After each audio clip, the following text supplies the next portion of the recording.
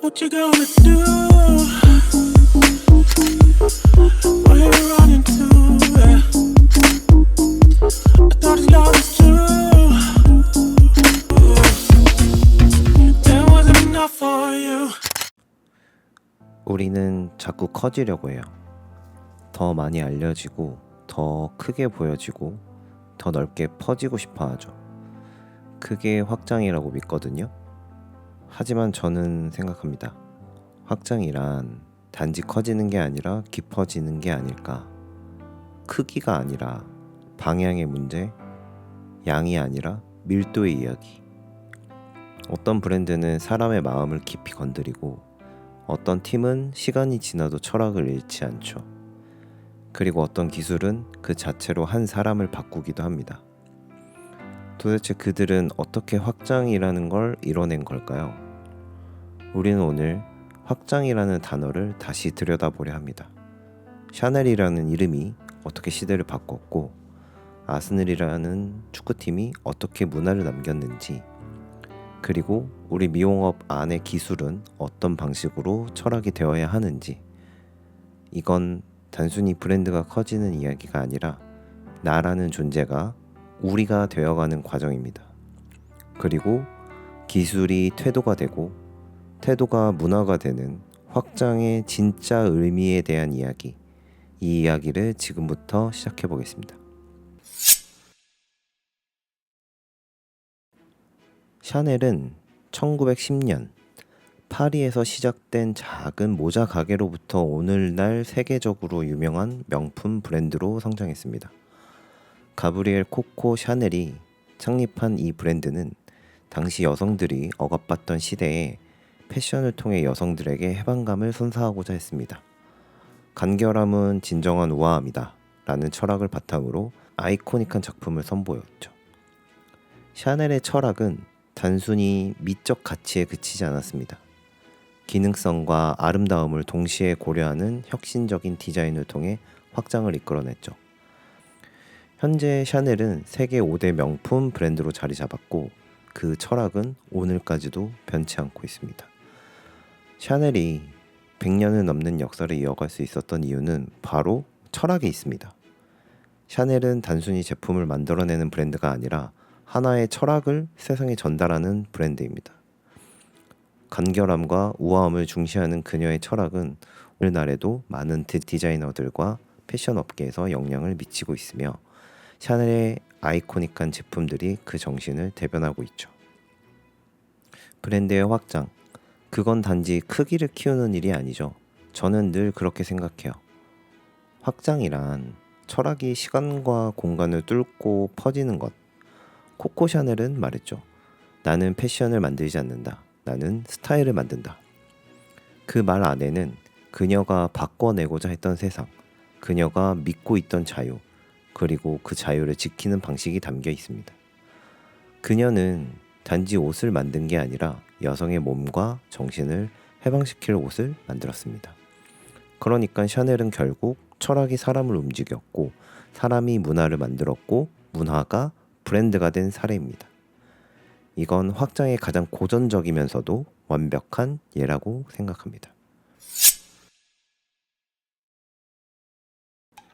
그리고 또 하나의 예가 있어요. 패션도 아니고 화장품도 아니고 축구팀입니다. 아스날입니다. 아스날은 제가 좋아하는 팀이기도 한데 오랫동안 아스날이라는 팀을 좋아했습니다. 아스날은 단지 축구를 잘하는 팀이 아닙니다. 적어도 제가 주목했던 건 처음엔 승패가 맞았지만 승패가 아니었어요.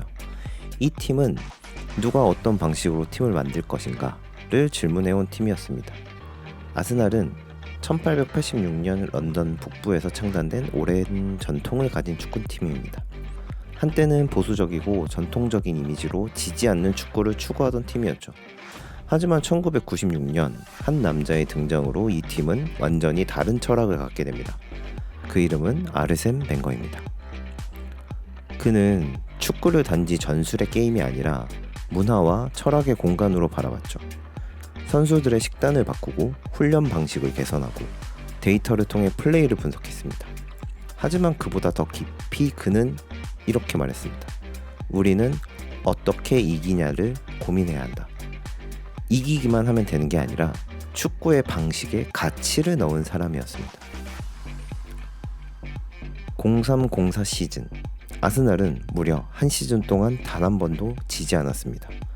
더 인빈서블, 티에리 앙리, 베르캄프, 피레스 같은 기술과 감각을 겸비한 선수들이 예술처럼 경기를 이끌었죠. 그건 단순한 실력이 아니라 철학이 만들어낸 조화였습니다. 벵거는 선수들뿐 아니라 팀의 분위기 자체를 설계했습니다.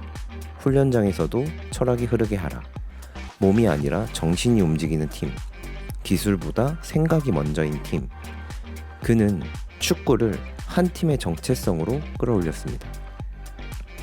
아스날은 영국 프리미어 리그에서도 가장 충성도가 높은 팬덤을 가진 팀 중 하나입니다. 단순한 팬이 아니라 철학을 함께 나누는 공동체죠. Victory through harmony. 승리는 조화 속에서 태어난다.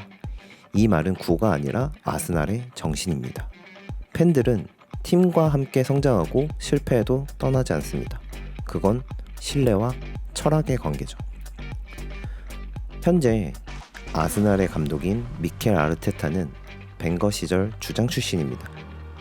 그는 벵거의 철학을 계승하되 자신만의 방식으로 진화시켰습니다. 그는 말합니다. 전술보다 중요한 건 분위기다. 사람은 사람에게서 영감을 받는다. 그래서 그는 전술보다 먼저 선수들의 내면에 말을 겁니다. 가치와 태도를 공유하는 거죠. 그리고 함께 나아갑니다. 아스날은 단지 축구팀이 아닙니다. 그들의 말투, 옷차림, 경기 방식, 인터뷰 톤, 그리고 팬문화까지 모두가 하나의 브랜드처럼 움직이고 있습니다. 그건 단순한 우승이 아니라 어떤 가치를 공유하는 사람들의 집합체죠. 저희 브랜드도 원니드도 마찬가지입니다. 혼자서는 브랜드가 될 수 없습니다. 누군가와 함께 같은 철학을 말하고 같은 태도로 일하고 같은 방향을 바라볼 때 비로소 저는 확장이 시작된다고 생각합니다. 아스날이 우리에게 보여준 건 팀이라는 개념의 깊이입니다. 그건 곧 함께 가는 사람들의 가치관입니다. 철학은 말로 전해지는 게 아니라 사람을 통해 이어지는 것. 그게 철학의 확장입니다. 확장은 결국 사람이 사라진 뒤에도 남아있는 것이라고 생각합니다. 아스날은 철학이 조직을 움직이고 조직이 브랜드가 되고 그 브랜드가 팬의 신념이 된 예시입니다. 아스날은 그렇게 브랜드가 되었고 저희 원니드도 그 길을 걷고 있습니다. 우리가 가는 길, 그 길의 이름은 함께입니다. 그래서 저는 다시 묻고 싶어요. 왜 우리 미용업에선 이런 확장이 어렵지? 왜 미용에는 샤넬처럼 세계적인 브랜드가 없고 아스날처럼 문화와 감정을 공유하는 브랜드가 드물까? 왜 기술도 감정도 콘텐츠도 풍부한데 그걸 관통하는 철학은 드물까? 그리고 우리는 이거 바꿀 수 있을까?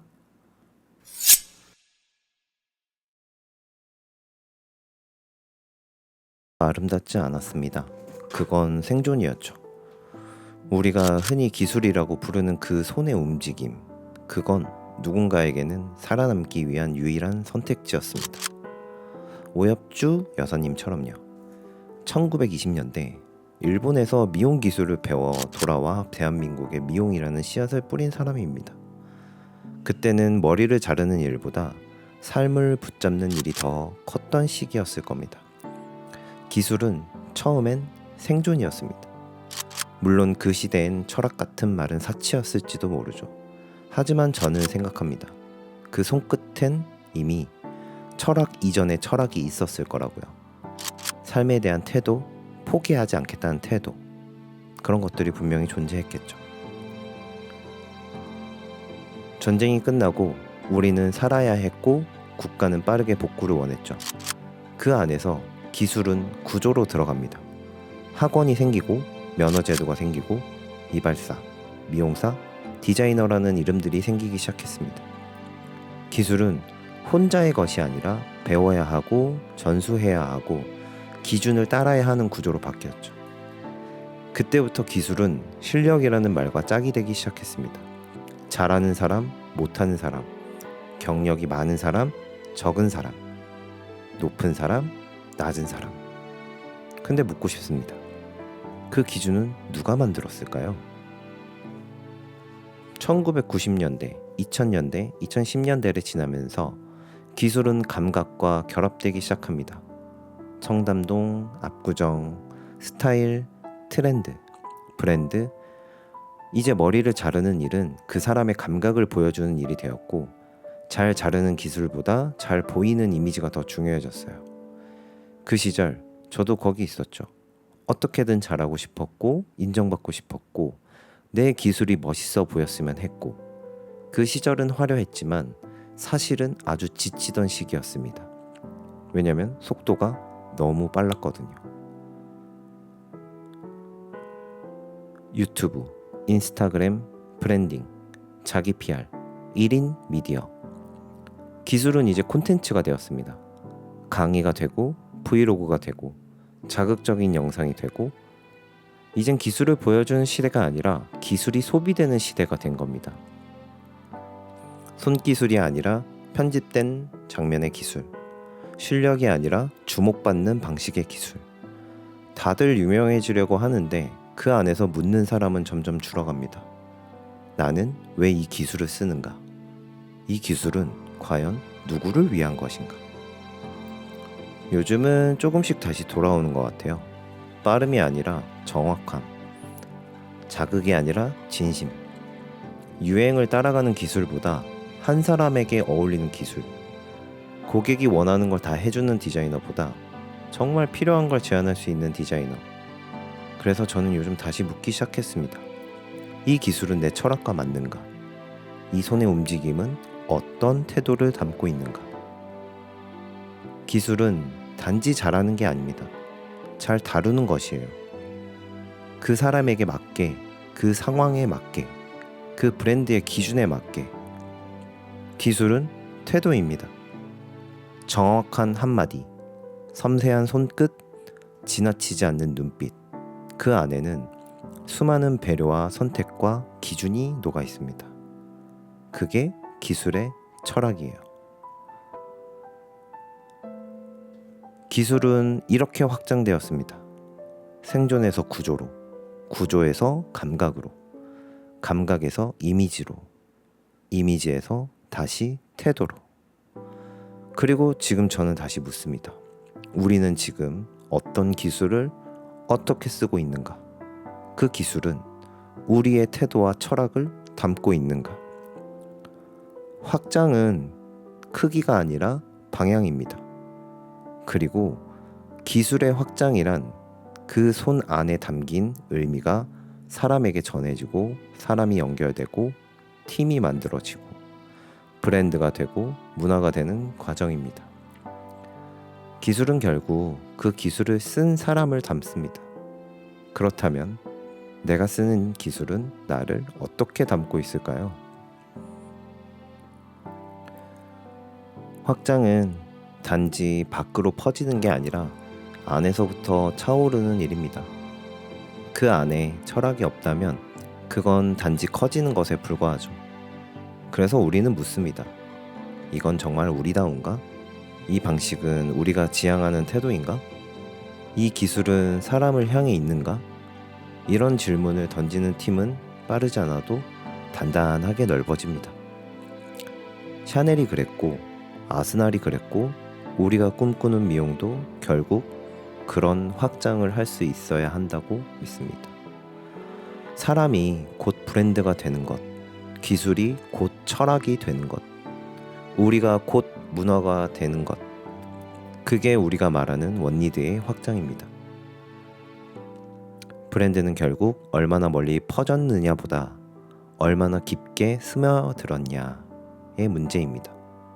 그리고 그 확장은 언젠가 다음 세대에게 기준이 되고, 질문이 되고, 철학이 될 겁니다. 이번 편은 여기까지입니다. 감사합니다.